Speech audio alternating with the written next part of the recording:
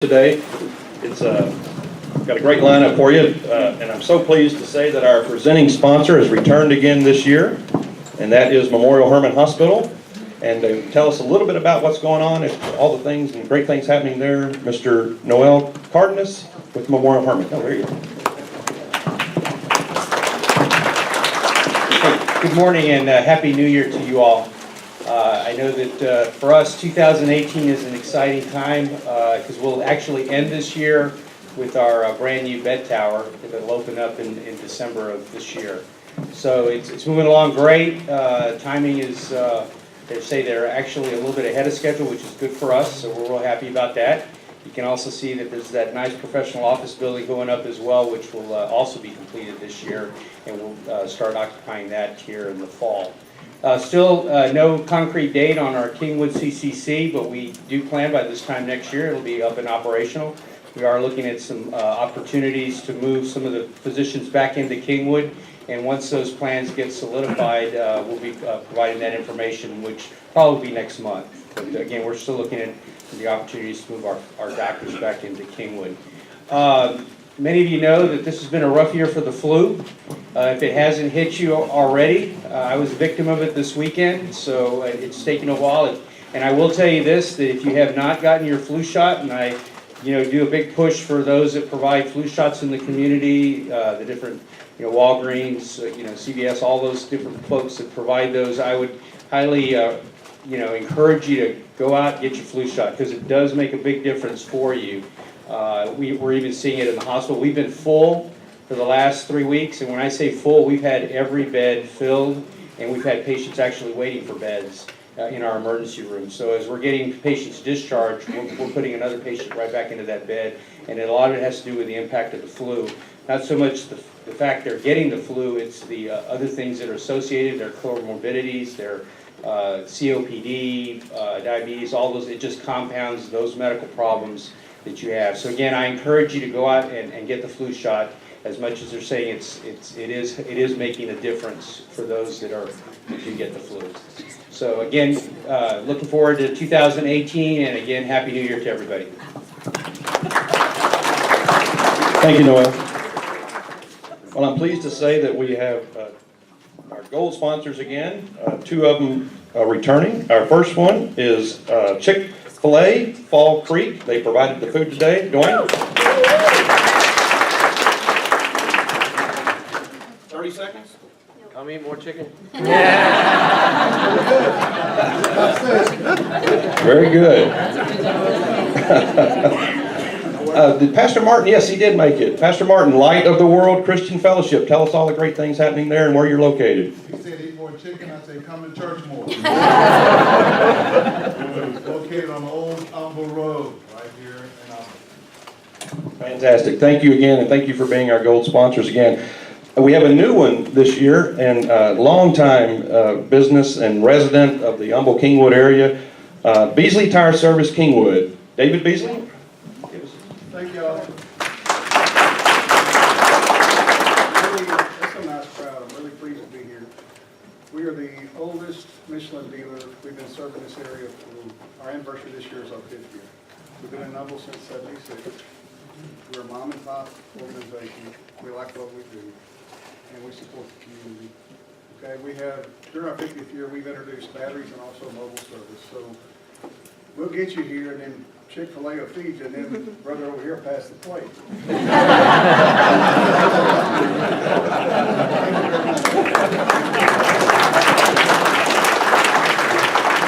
Thank you, David. Talking about all the folks that sponsor, there are other places you can eat and other places you can get your tires served and other churches you can attend, but they really do support our community. I know, David, and starting with your father and mom, you can go in their store and see all the plaques that they have sponsoring different teams and different events and buying animals at the Humble FFA, Humble ISD FFA Livestock Show and Rodeo. So help those those businesses and reach out to them when you need their service. So again, thank y'all for being our sponsor this year. So we do have some elected officials here, and I'm going to try to go through these quickly. And some came in late, so if I missed you, please just stand after we're finished and introduce yourself. So first we have Miss Nancy Morrison, Humble ISD trustee. Mr. Charles Cunningham, Humble ISD trustee. Mr. Robert Sitton, Humble ISD trustee.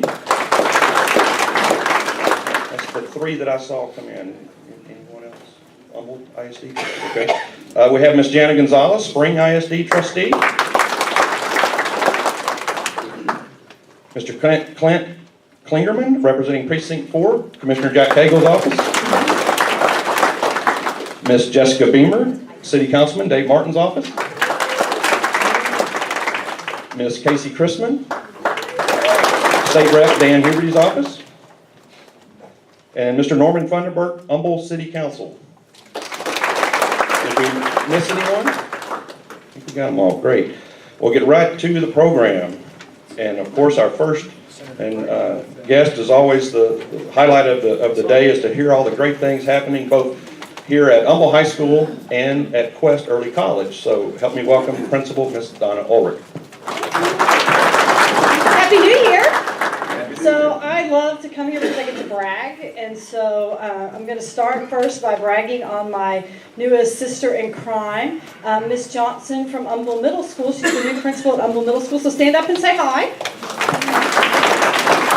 So I usually have to work with a bunch of guys, and so I'm really glad to have a sister to work with. So anyway, we won't say anything. So right before the new year, we hosted the first annual combined band Christmas concert. So thank you, City of Humble, for allowing us to use the Civic Center. It was Humble Middle School bands, Ross Sterling Middle School bands, and Humble High School bands. There was no parking at the Civic Center. There was standing room only in this. We did not plan for that big. So I'm bragging because it's the first time we've done a combined Christmas concert. And it was phenomenal, and the purpose of that was to show our feeder middle schools what a great band program we have here at Humble High School. And they could see and hear and talk to our kids and talk to our band director. So thank you, City of Humble, for allowing us to use the Civic Center and host there. But thanks to the community and everybody who came out. And so next year we'll do the same thing, and you'll get that invitation, and you should come and hear the fantastic music from 6th graders all the way up to seniors in high school. So a few other things that are happening here at Humble High School. When I first started talking to you, we have two goals, and one is to build a culture of pride at Humble High School, and the second is to improve our academics through reading and writing to learn. So we started the T-STEM Academy, and our goal, I've told you before, is that we want those kids on a college prep track, which means by the end of their freshman year, we want them ready to take dual credit college courses. Half of the freshmen who entered the T-STEM Academy have already passed TSI and are enrolled in college courses this semester. That's pretty awesome. That's pretty awesome. So with that goes a huge thank you to, I can smooze a little bit, to our school board that's here, because through them and through our advanced academics program in Humble ISD, those students are taking their first college course for free at Humble High School. So awesome, and thank you for your support for that. So we've got a great start with our T-STEM program. Thanks to Scott Brady for coming and talking to those students yesterday about architecture and design. And that was awesome to have an Humble High School graduate. My husband came too, but that's only because I made him. They both graduated from Humble High School, and they're here talking to Humble High School kids about work that they do in Humble. And that's just a great circle of how our community works. So other things to brag on, boys basketball at Humble High School, #1 in district, 8-0, undefeated, beat every single team in the district once already, so we have to play them again. So we start with that district play all over again on Friday night. So we hope to be undefeated in district play at the end of district. So that's really exciting. Saturday here, if you want to just come by and see something phenomenal, we are hosting our first academic UIL academic competition here at Humble High School. We have 37 schools from the greater Houston area, over 500 kids from grade 6 through grade 12, who will be competing in more than 1,500 different competitions, all housed in this building. So logistics, I have a great teacher team, I didn't do it, is crazy, but First time that Humble has hosted that, probably in 15 to 20 years, so we're very proud of that. Our academic team grew from the year I started, it had 1 student, to we now have 87 students that are on the academic team that are competing. So that's another huge piece of excitement. And then tonight we are hosting an academic and elective fair for our parents from 8th grade and 9th, 10th, and 11th grade to come to Humble High School and hear about all the programs that we offer, IB, T-STEM, all of our CTE classes, and to look at what they want their schedule to look like for next year. So those are the huge, big, exciting things that are happening here. And now my time, I think, is over. And I'm going to turn it over to Miss Jana Murray, who is representing Quest High School. So thanks for your time. Have a great new year. Good morning. Is it still morning? I don't even know what time it is. I'm Jana Murray. I am the counselor this year at Quest. I am new to Quest this year, but it's my 12th year in Humble, so I've been at AMS and Summer Creek, and now here for those of you that have had kids go through those schools. Some of the cool stuff that's happening at Quest right now, as some have mentioned, what a challenging year it's been, as Lone Star was rendered inaccessible to us, and our students are pursuing their associate's degrees simultaneously with their high school diplomas, and the inability to be on the Lone Star campus threw a little wrench in our scheduling in the fall. And still so this semester, Lone Star has gotten creative and opened the building, the Process Tech Center behind Summer Creek, and so we've been able to offer some science classes we weren't certain we were going to be able to offer face-to-face to some of our juniors and seniors. They'll be going over there. Most everything else is going to be offered. We have 17 sections this semester, where it's normally 2 or 3. We have 17 sections of Lone Star professors that are going to be coming here to Quest, and we have found space for them all. Actually, there's one happening right below us right now in Humble High School's LGI. The actual semester starts Tuesday. Since we've had a couple of weeks with our seniors and juniors who are taking those classes, and the semester hasn't started yet, we've been doing some enrichment programs with them. Earlier this week, the seniors took the ASVAB test in this very room. I'm so blessed to be at Quest this year. It's very cool to be experiencing all of these things. It's such an amazing program. Now we start the recruiting. Well, the application process is over on the 12th, so then we're going to start interviewing to bring in our freshman cohort for next year. I have not been a part of that process, but I'm very excited about it. I want to say we have about 220 applicants already, and the application doesn't close until tomorrow. I'm certain there will be some that show up before then.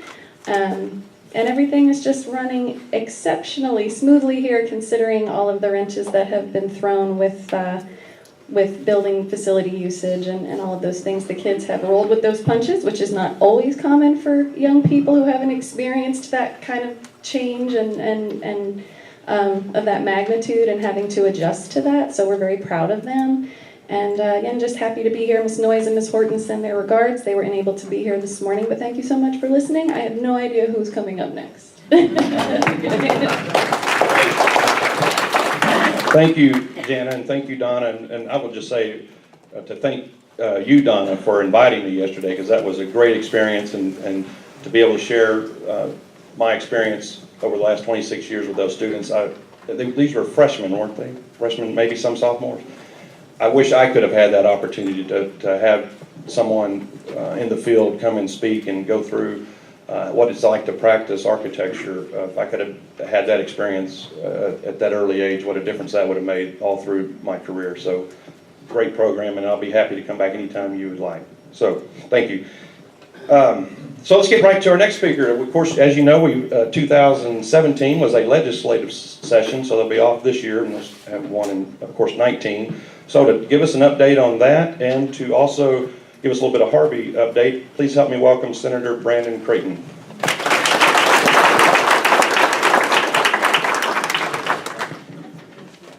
Okay, how's everybody? I like the updates on the academic achievements and also the basketball program. I'm a little rusty on my three-point shot, but I'm solid on free throws, if you want to let them know. So it's good to be with you. As Scott mentioned, it was a session year in 2017. We're normally in session in the legislature at the Texas Capitol 5 months out of every 2 years. This year in 2017, it ran longer. As many of you know, that I see many faces that were in the Capitol and given us a strong backup during that process, which we need, and it's very much appreciated. But as many of you know, we were extended, and the governor extended us into special session where we came home in late August, and then Harvey hit, and then from there, it was a trying year. So I want to say God bless you to all of you who were either affected directly by Harvey or lended a hand to many in need, our friends and neighbors in the community that really showed all of Texas, the country, and the world what Texans are all about, arm in arm when there's a difficult situation, right? There is no better example of how Texans stepped up during that process, and it was great to see, as you constantly on the news see all the talking heads talk about negativity. Our community is about positives, and I'm still convinced that positive news is appreciated, right? So with that, we showed an example of that, perseverance and resilience and strength and backbone, and we will continue to do so. So on the Harvey front, I'm working closely with the governor to make the biggest impression we can on the funding at the federal level. Many of you know that $15 billion has already been appropriated, and it's in the process of traveling through HUD approval to what will eventually be its destination at the Texas Land Commissioner's office, the General Land Office, where George P. Bush is our current land commissioner, and then that would be for housing solutions. On the other side of it, the governor has his Rebuild Texas Commission, which the A&M Chancellor John Sharp is heading that up, and that is more in the category of roads, bridges, schools, state infrastructure, and just damage in general, where that federal funding will flow through those channels, and then obviously directly to mayors and county judges. So we're working close in that process. I was with Governor Abbott just a couple of days before Christmas, talking about how to achieve flood mitigation. So many of you know through either watching or attending the Senate water hearing that I asked Lieutenant Governor Patrick directly to let that hearing be hosted here in this area. And the East Montgomery County Improvement District building hosted that hearing just a few weeks ago. And as an understatement, I pressed the San Jacinto River Authority heavily on their decisions to not pre-release prior to the imminent danger of that storm, and instead choose to ultimately do what they did, which is they released in the middle of the night at 2 a.m. During that storm on the 5th or 6th day, and it hit the Kingwood-Humble area at 4 a.m. with very little chance to prepare. Many of the policies we're finding were developed decades ago before the population density of our communities here were fully developed. And so with oversight over the River Authority, we are asking for major change, let's just put it that way, and we're demanding it. So be patient on that. Keep in mind that we're not in session right now, but when we go back into session, we will have all of our ducks in a row with your input. Representative Huberty's been great and very strong in working with me in my office, and I've had several meetings, of course, with Councilman Dave Martin, including yesterday, on our plans for making changes on the River Authority policies. For the session itself, it was a very successful session. Obviously, oil revenues were low, and with that, it's always a trying time with the biggest parts of our budget, which are healthcare and public school related. Those two categories of our budget, $200 billion budget, are 87% of the makeup of our budget, and every other individual category, from public safety to transportation to water infrastructure, every other category is in the other 13%. Medicaid funding was $1 billion short, but we made the gap. And the rising cost of healthcare in general is a big part of those increases in the cost of Medicaid. And so again, the budget is always a very difficult, trying process at the state level, and it is the backbone for our Texas economy, for the $1 trillion GDP that we have. and all that goes on with state services and state government.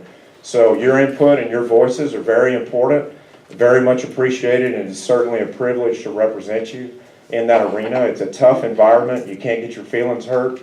You can't have a glass chin, and most of what I've learned, I've had my head knocked off a couple of times. I've gotten right back up, dusted myself off, and gone at it again. And I've had a very effective track record because of that. Very few of us in this room ever give up. It's in our DNA. I just try to carry that spirit and that culture forward with the power that you give me to vote on your behalf. So I appreciate those opportunities. If there's any particular issues important to you personally, there's so many I could cover, and I could probably talk about the session for the hour that you meet. You have Chick-fil-A in your lap, and you have a legislative update next, and I understand I'm very comfortable with where I rank in that order. But I'm very proud to be a part of it. Very proud to be here with you. 18, we were gone a lot. Because we were in that environment in Austin, in that legislative session and those extended sessions. 17, excuse me, we were very busy on that and in Travis County at the Capitol. 18, I will be here, very visible, very present, and it will be very easy if any of you want an individual meeting with me or my office to solve problems or tackle issues. Please, that's what we're there for. It's your office. So thank you with that, and Scott asked me to reserve a couple of minutes for questions, and anytime you have a politician in front of you, make sure you ask them. Yes, ma'am. I'd like to know if you can ask the governor to have some representation in Harris County for the San Jacinto River Authority Board, particularly the Lake Houston area. Very good question, so I'm glad you brought that up, and currently I wanted to inform everyone that there are 2 seats on the San Jacinto River Authority that are vacant. It's interesting to know that over the past 3 years, half of the makeup of that board has asked to either resign or not be reappointed by the governor.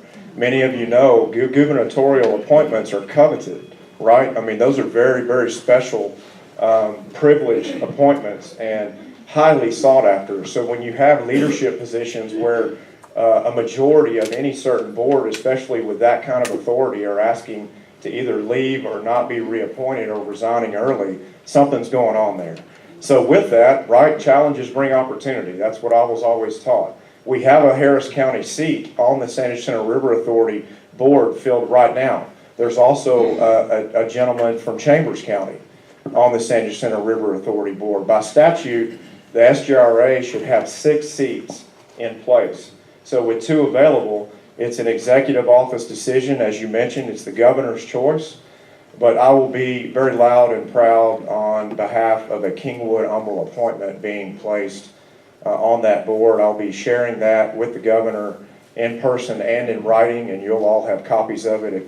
If you want to strengthen that sentiment individually, personally weighing in to the governor's mansion, I would appreciate that. Well, Because he appreciates the support from this area, I guarantee you. we've Yes, done ma'am. a letter writing campaign and got back a very ambiguous letter from him about placement of people from our area being on the board. So it Right. was a real, there was nothing, non-committal. Well, and I would just add that I doubt that he's going to give you a letter back immediately promising an appointment from the Kingwood-Humble area, because there is absolutely no idea in that office who's going to apply or what the competence or talent level or skill set is for who offers themselves to serve. How do So you apply? the next thing you do is recruit, because if you can recruit and you can not only ask for an appointment from this area, but recommend names with resumes of people that are willing to apply,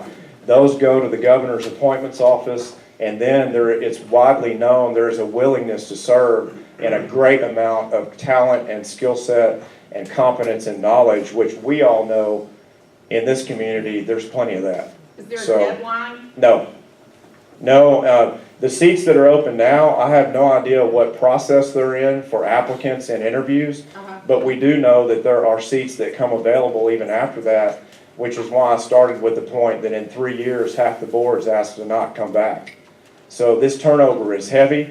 When you get in the business of asking for a leadership position, many of you know sometimes you get what you ask for. And many of you know that water is not just for drinking, it's obviously sometimes for fighting. And to be in a situation of power over the management of surface water and having and willingly putting yourself in the position to say no, which is a tough thing to say sometimes, and with many emotional stories. The willingness to serve sometimes to a lesser extent, that talent pool or that candidate pool gets smaller and smaller. So recruit, be loud and proud, as Councilman Martin has advised all of us, and I'll help. Okay, Yep, thank you. you bet. Robert. You talked about federal funding some, and the way it's going to be siphoned off into a couple of different areas, but state funding. It's my understanding that the governor wants to use the rainy day fund for some of the state funding issues. It's also my understanding, though, that takes legislative action, which means spring of 19. Can you briefly touch on that? Sure. I know we're running out of time, but just real quick. Great question. What's the impact on state government, state funding, and what are the discussions in place or ongoing about the rainy day fund, and will it take legislative action? The rainy day fund is on the table. The reason why conservatives protect the rainy day fund to the extent that it seems like it's hoarding cash, your money, in the state savings account, is for this reason. After Katrina, Rita, and Ike, we saw those storms so close together, the devastation and destruction that was brought from those storms, and UTMB alone was a $400 million impact, just UTMB. I think we ended up spending over $1 billion during that budgetary process in 2009 following those storms. So we think that the impact of the state side of the expenditures will be around $2 billion and total. And we'll have to decide based on our incoming and expected revenues. Oil is up, is going back up, but I don't know if anyone in this room feels that it's stable. But it is rising, and our revenues of sales tax are rising. So we'll have to weigh available cash with the total expense needed, and then look to the rainy day fund for the rest. S&P and Moody's tells the state of Texas that we need to keep about 2 to 3% of our expenditures on hand at any given time, or our credit rating's at risk. And we all think, well, the Texas credit rating will never be dinged, but the Feds, it happened twice, and it surprised all of us. So that's about $6 to $8 billion that we need to keep on hand to protect our credit rating, where we borrow at 0.014% on your behalf because it's so stellar. And that leaves a couple of $1 billion in excess above that. Thanks, Robert. Last question, I'll go real fast. We'll do two more. Okay. This gentleman and then Okay. Marcus Lay. Yeah, just really appreciate your efforts. Looking forward to the 19 legislature, but unfortunately we have a hurricane season coming up before then. Right. And so the question that I have is, I think you're addressing we see it as basically three problems that cause the flooding. Mismanagement of the Conroe situation, and lack of representation associated with that, and the resulting need for dredging of the San Jacinto River and Lake Houston. Following up on the funding situation, do you see any chance that we can get any kind of a dredging program started relatively soon to address those issues? Great question, and one thing that we have found at each level of government is for San Jacinto River Authority in particular, and dredging the river basin for sandbars and debris and dead limbs and logs and all the above, the changes in the river basin itself over time, is that there is no accountability or responsibility taken, nor a trigger for a funding mechanism to handle those particular duties. Now, at the hearing, I asked 51 questions of the River Authority Director, and they were heated questions. And one of those was that in the original charter, they have about 8 powers listed in their original enabling legislation. One of those is flood control. Yet they said in the hearing they have the power of flood control, but not a duty. to carry it forward. Now, that's not a government answer that I've ever heard. And so I told him in the hearing, I said, I'm embarrassed for the public to hear that answer. And that there are specific things that we are working on from the legislative side of things to press that issue, because another question I asked him was how much cash he had on hand. And he said, $10 million, my numbers show 59. So what it would cost to recontour some sand bars and dredging and remove debris, I think we could all figure out a way to pay for that. And we will figure out a way to pay for that. And that, I know the Plea for 3 plan includes that in those principles. I would like to expand that plan. Dropping the lake level 3 feet permanently is a very difficult thing to do because it would severely hurt Montgomery ISD funding if the property value base around that lake was steered away from. But with an imminent threat of a storm, it can be possible, and pre-release can be possible. I need to let the program keep going. I'm staying after. So if you'll grab me after the meeting, let's get a plan together. Okay. Real quick one thing. Yes. And I won't repeat what they've said, though I agree with everything and think it's extremely important. Yeah. And I appreciate all of your efforts. I think you've been a strong advocate for us. We very much appreciate that. I'm glad to hear you say the governor is with us on this, because I will tell you that a lot of us do not feel like the governor is with us on some of this, and it's concerning. Can you speak a little bit, though, to all the dredging activities between here and the woodlands, and how that could be regulated, and a lot of that sand that is ending up in the river, especially near the West Fork and that? And is there ways that can be better managed, regulated, etc.? Well, the TCEQ monitors all of that heavily, and there have been big and small contractors in those riverbeds mining sand for years and years. And so I think the impact of that is well documented within the TCEQ, but the hydrological impact of what's happened since those river basins have been mined, we don't know. And so Montgomery County is spending big money on studies that will show those impacts. I'm kind of tired of studies. I mean, we study a lot of things around here, and it's time to grade papers. So we're asking for a lot of accountability on that. It's not a bad thing that Congressman Kevin Brady is the Ways and Means chair right now, because he does care about this particular issue. So the governor's with us, but it's just like me and anyone else in here that holds an elected position. It's rhetoric till it delivers, right? So we're going to continue to press on that. I think SJRA leadership should reflect this area, and I think that the federal funding should reflect flood mitigation that's specific to new reservoirs and dredging and contouring the basin to accommodate today's Kingwood Humble population. And we're gonna be arm in arm with you on that. If Bizcom wants to have me back for a different meeting where we can talk more in depth and do a deep dive, I'm very willing. Thank you very much for the privilege of representing you.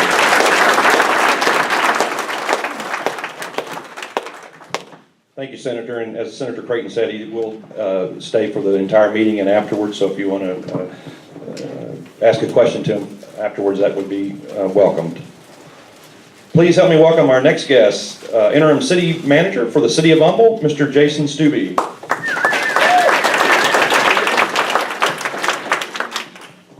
Thank you, Scott. Before I begin, I do have to apologize. I probably won't be nearly as entertaining as the Dan and Dave show when it comes to talking about Harvey, but I will give you a little update from the city standpoint. In regards to commercial businesses, of the 64 businesses that were impacted by the floodwaters sent to us by the SJRA, currently 35 have already reopened and back doing business. There's another 19 or so that we anticipate all being done by April, most of those actually by the end of February.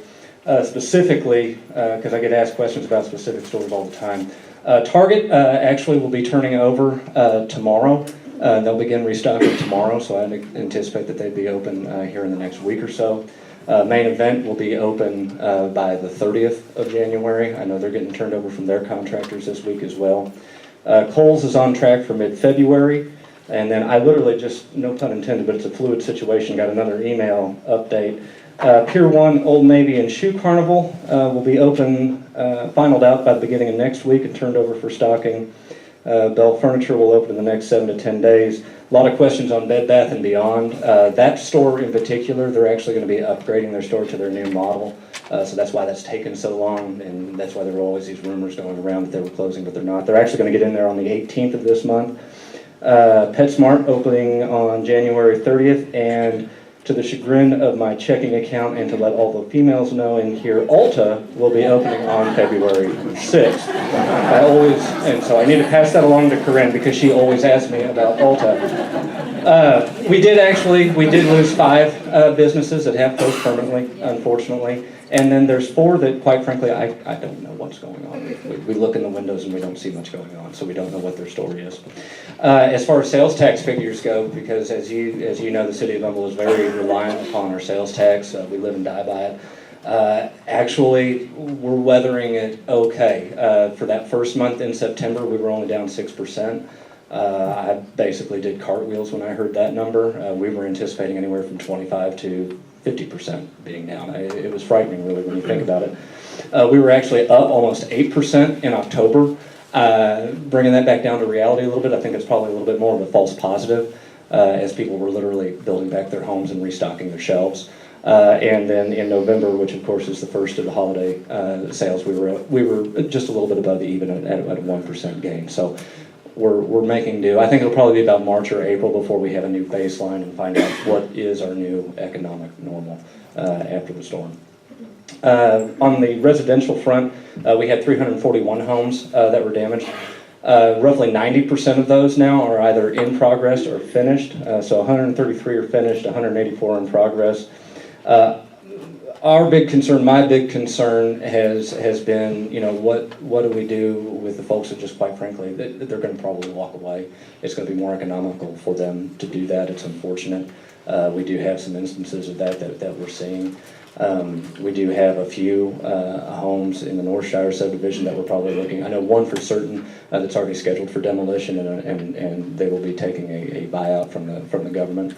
And then a house will never be built there again. There's probably 2 or 3 also in that same area that need to have the same thing happen. And we're committed to doing whatever we can to make that happen. And we have been very active in that subdivision, actually earlier this week, hauling out additional storm debris. And we're doing all that we can to help them out and be good neighbors to them. But a primary concern is going to be going forward for us is going to be neighborhood integrity. There's a lot of rental companies that like to come out of the woodwork at this time and swoop in and buy out some of these houses because a lot of people are just mucking out, cutting out drywall, and they're packing up, they're done. They're going to sell it for pennies on the dollar, take a bath, and move on with their lives. And what we don't want to see, and what we're going to have to work with the HOAs on, is making sure that we don't have a whole bunch of rental property coming in, and that we maintain that integrity through owner-occupied housing. Some other odds and ends. Harvey related. I do have an ordinance drafted currently. It's being reviewed by legal that we would be adopting similar rules to what the county has done, at least on a residential footing in regards to homes and developments in the 100-year floodplain, whereby they are required to be elevated up 2 feet above the elevation of the 500-year. So we haven't adopted that yet, but it is something that we're looking at doing, so because we want to be proactive to make sure this doesn't happen again. FEMA did have a DRC, a Disaster Resource Center, located at our Senior Activity Center. That's going to be closing down on January the 31st. So those operations will move out to some of the other locations. I think there's one in Montgomery County, one at Greens Point that people will be directed to. Finally, non-Harvey related stuff. We do have an election coming up this year, so council member seats 3, 4, and 5 are up for election. The deadline to file, off the top of my head, I believe is February the 16th. That election, I believe, is also May the 5th. And finally, just because I have your attention on this, I'm always going to tout our downtown improvement program. That's a 2-to-1 grant program that we offer. $10,000 for the improvement of facades of homes and businesses in our downtown area, which was high and dry through Harvey. So I'm going to put in a shameless plug. If you know someone that's looking to move their business that was waterlogged, they have a dry place to come to, and we'll give them $10,000 to improve that property down Main Street. So with that, I will do my best to not get a nasty look from Johnston and get a time up card. So I'll turn it back over. Thank you. Thank you, Jason. Now we have Ms. Jenna Armstrong from the Lake Houston Area Chamber of Commerce. He's CEO and president, and talked about a little bit of what Jason just touched on, back to business. Yes, thank you. I know that I've been making the BizCom circuit the last couple of months, so I don't want to rehash and repeat everything, so I'm going to go over some of the highlights and then get into the meat of what you guys are wanting. Is this the correct one? Roger's got it. Oh. I'm going to steal it from you for a minute. I'll give it back. It's the down button. The down button, okay. You guys are familiar with our region. The Lake Houston area includes Kingwood, Humble, Atascocita, Summerwood, Fall Creek. As you'll see with this picture, what cuts right through the middle of the Lake Houston area is the San Jacinto River, which feeds into Lake Houston, which we are all familiar with how all that works, more so than we were before this time last year, right? What we have is 2 cities, 2 counties, 3 precincts of Harris County, 1 precinct of Montgomery County. Our total population is 250,000. We've got 7,500 businesses. So that's how our area breaks down. So when I'm talking and giving numbers, this is what we take into account. This is what we consider the Lake Houston area. So of course, what happened, Harvey sat on top of us for a while and dumped about 33, 34, depending on what specific part of the Lake Houston area you were in, but that's how much rain that we received. The San Jacinto River Authority released water from Lake Conroe without warning, as Senator Creighton said, that would have been helpful to get a heads up, and without any coordination with emergency management, different operations in the area. And we've talked with them and confirmed that, and so that's something that definitely needs to change. The rate that the water was released was really detrimental to our area, especially when it washed out a lot of the sand mining operations up and down the San Jacinto River, which deposited sand, silt, debris in the river and in Lake Houston. So overall, what the damage was to our area, more than 16,000 homes in our area received some type of damage. These are numbers that were given to us by the SBA, and this is in November. So they're still collecting information at this point. We expect that it's higher. But they had identified more than 16,000 homes in our area that had sustained some type of damage. 3,300 businesses. So when I say we have 7,500 businesses and 3,300 of them had some type of damage, that is 44% of businesses in our area. Almost 50% of our business, almost half of our businesses had some type of damage. This is not taking into account that they had any type of economic loss, because even if you didn't sustain damage, our area, our economy is down. The people are trying to get back. They're not spending as much money on different types of retail goods and services as they would. So we've got sales tax receipts that are up in the city of Humble, which is positive, but a lot of that is different spending habits than what had happened prior to Harvey. So our businesses have really taken a hit. 300, more than 300 actually closed because of the flood. 80% of those businesses did not have flood insurance. They were not in the floodplain. They did not have flood insurance, which means they don't have any money coming in to help them get going. What they have to turn to are loans, SBA loans, which we're very glad that they have some type of loan and funding mechanism to tap into, but a lot of times the caveats that come associated with that does not make it attractive for a business to go after an SBA loan. Many of them have to use their own home as collateral when they're getting a loan. That's one of the big drawbacks to getting an SBA loan from our businesses. And this is us talking to our businesses and finding out what's going on. So we've done several different initiatives since the flood. I'm just going to hit on a couple of them. Of course, our Back to Business campaign. I hope you guys have seen the signs up. I hope you're following us on Facebook and hearing and repeating and resharing when businesses are opening and where their temporary location is and what's going on, because we've been really staying on top of what's happening with businesses and trying to get it out to the community.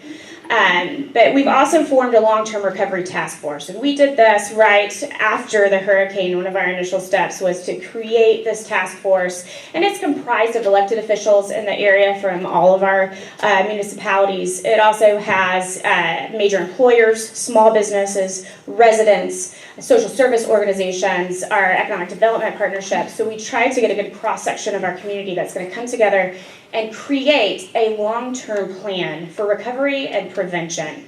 So this is not something that's happening overnight. We've got several people in the audience that's here. I know Robert Scarfo is here. If you're on the long-term recovery task force, do you mind waving your hand or standing up? So we've got several people. Thank you guys for serving. So we are coming together to try to go through the information, find out exactly what happened, get the ideas, and learn from all the different agencies and municipalities of what they're working on that's going to affect our area, or what they could be working on, so that we can advocate to be included in plans. So this is a very cumbersome task that we're going through, and it takes a lot of time. It takes a lot of information gathering, but we are going through it. The end result, we're hopefully going to soon be able to produce a prioritized list of what we're suggesting. And of course, I hope you guys have seen what Harris County Judge Ed Emmett came out with his 15 points. Several of them included our area. We're going to be doing something similar when we come out with our priorities of what's going to help us moving forward. And we're trying to, I know we've had a lot of comments on Facebook, and we've been trying to reply to them. They want to know what's going on. And right now we're just trying to wrap our arms around it so we can push out more information and then start to eat that elephant one bite at a time on addressing it. Our Back to Business campaign, and you've heard these statistics hopefully before, but 40% of small businesses won't reopen following a disaster. And SBA says of those that do reopen, after 2 years, 67% of those won't reopen. And those are really startling statistics. Those are something that we are not setting well with, and that's what we're combating with our Back to Business campaign. So the uphill battle that small business has, there's no FEMA for small business. There's no type of assistance that they can just go get money and get that shot in the arm to get going. And that's a hard thing for small businesses to overcome. You've got people that they're not making millions upon millions of dollars when you're a small business. You're a mom and pop shop, you're employing a couple of people, you're doing great things in the community, but we don't have any money coming to them to help them get going and help ultimately recharge and restart our economy. A lot of times their employees are displaced. Their employees usually are mid-level to lower-level paid employees that are ending up on their cousin's couch in San Antonio trying to find work because they have to get a paycheck that comes in that can help them sustain their life. So employees are displaced. Housing, of course, we have a housing shortage here because everybody that lost their home, the apartments got scooped up and they're trying to find new places to live. What that does for our businesses when they're trying to reopen and come back is they don't have a very large pool to hire from because everybody's displaced. Housing's taken up by people that had already lived here in a bigger house that's now an apartment. So we have a workforce shortage. So that's another uphill battle for our businesses. And of course, their customer base is affected. So of those 16,000 plus homes that were damaged, they're currently pumping their money that they get to try to rebuild their home. So they're not out doing entertainment. They're not out at all the retail stores spending money that way. The number one industry sector in the Lake Houston area is retail. And so they are struggling and they are hurting. And I want you to keep that in mind. As you go out and shop, and I know it's after the holidays, but you're still shopping, the best thing that you can do is spend money here with our businesses.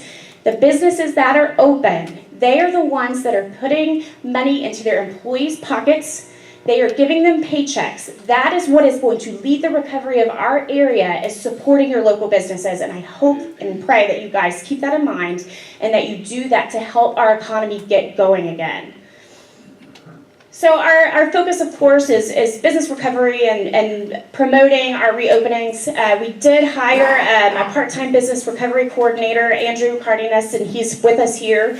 And so his job and our commitment is that every single month we are contacting every single business that closed to try to find out how we can help them, give them resources, partner them with people that can help them reopen, and then track them once they have reopened to see what their sales are, how they're doing, and what we can do to further assist them in getting back up and going. I am happy to announce that Andrew is now going to be full-time because we love him so much and there's so much work to do. So he's going to be starting with us full-time at the office, so you're going to see him more. But I'm going to skip through a little bit of this. We did have the Lake Houston Area Relief Fund. In 3 months, think about this, 3 months. And Insperity led the effort. Corinne Price, you need to thank her. This was her idea, and she came to us to partner with her on it. So the chamber partnered with her on it, and then HAM ran the funds through their operation. So we all partnered together.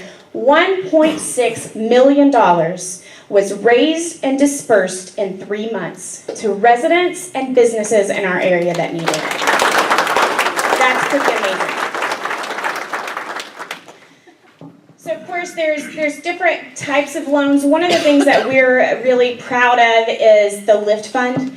Lift Fund, we partnered with them. They had received some funding from Chase Bank and the Michael Dell Foundation to buy down interest rates on loans. So Lift Fund was giving out $25,000 loans at 0% interest for 48 months with a 4-month deferral on the front end. So we were their pilot program for this. This is the first time they've done this anywhere.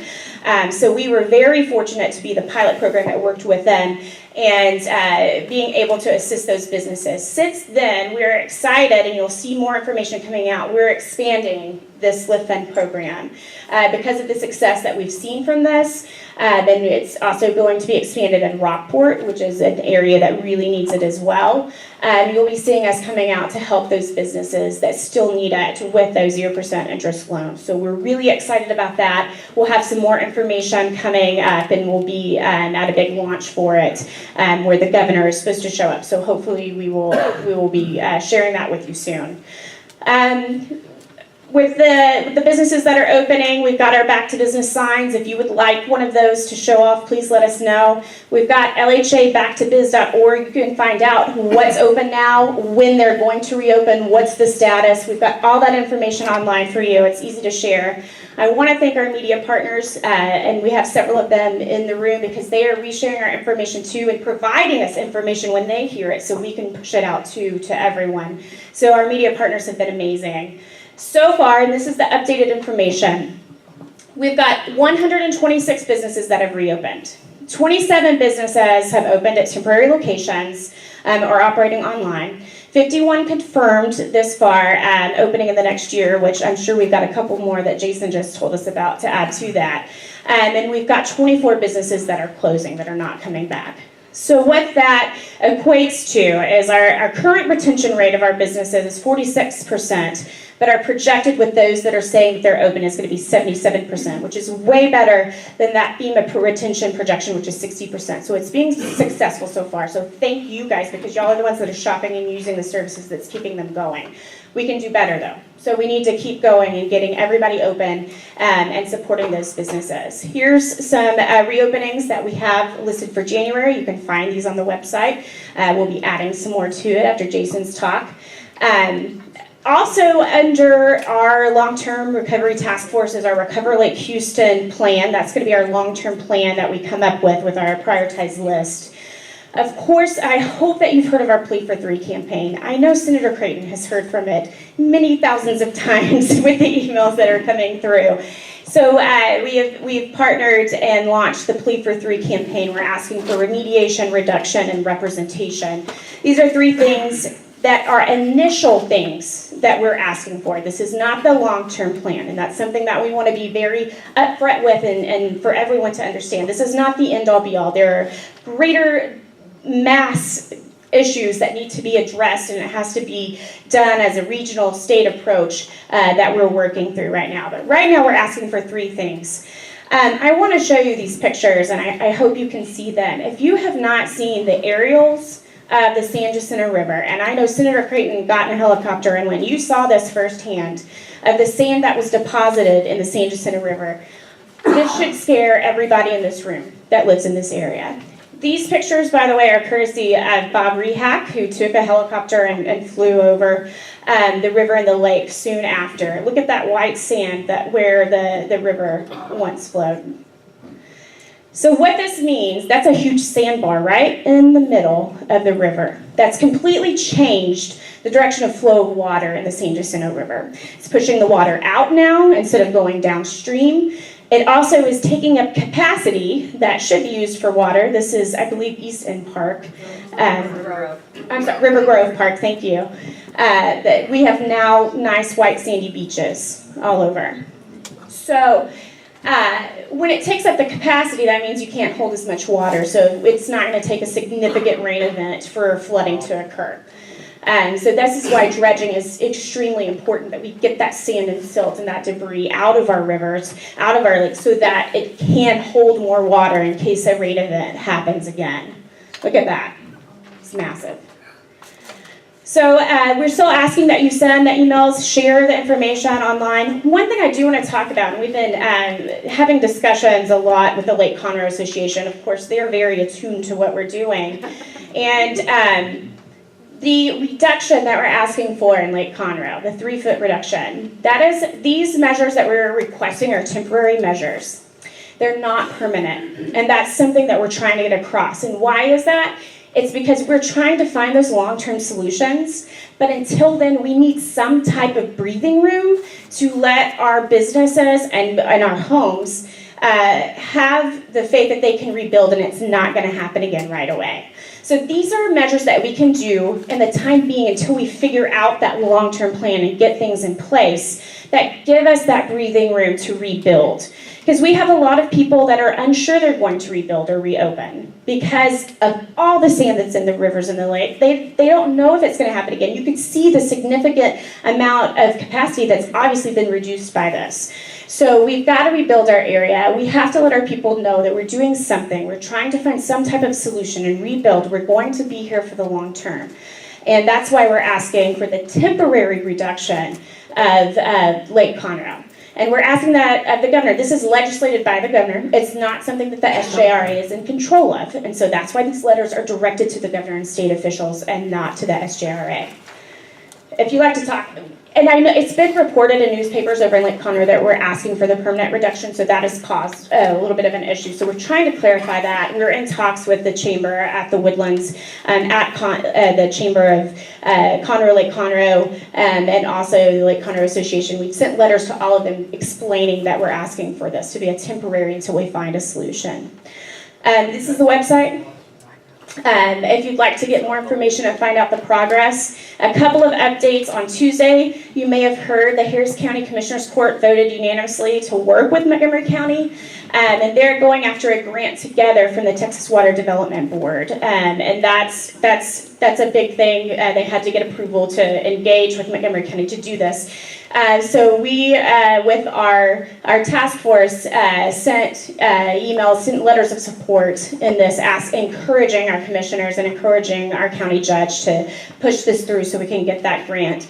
And on Friday, tomorrow, we're actually meeting with Jace Houston at the San Jacinto River Authority. So we've had this meeting planned for a while, and so we're looking forward to having a good discussion, very amicable. We need to seek to understand, to learn more about it, and really try to figure out that common ground of where we can work together. Because several of these measures, it would behoove them to find that common ground to work with us. And I think that they're going to be open-minded, and we'll give you an update following that meeting of how that goes.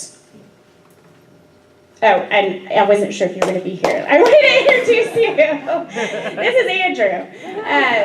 And so he's the guy that knows.